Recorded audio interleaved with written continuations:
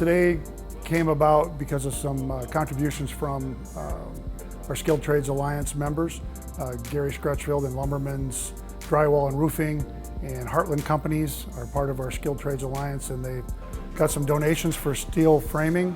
So our students have an opportunity today to get some on-the-job, real-world training on putting up, cutting steel framing, putting it up, framing in for windows and doors, things that they haven't had a chance to do yet. So it's kind of nice now to get some real training for that. So the plan for this wall is in about 3 weeks or so, we'll have the electricity students come in, and they'll get to run conduit, wiring, outlets, switch boxes in the wall for their experience in work-based learning.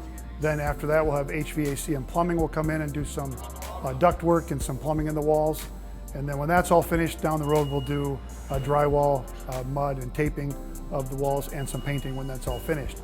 Then the plan is to take that down at the end of the semester and then reuse what we can and redo this next year for the students that take the program next year.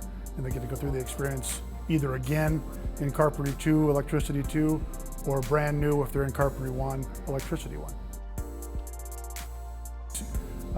Members that join, we have bi-monthly meetings to talk about skilled trades and what we might need here to be successful at presenting these things to students. They're very supportive of what we do. This came about as part of that so that we have a real opportunity for kids to get in their hands dirty and on the job training. So.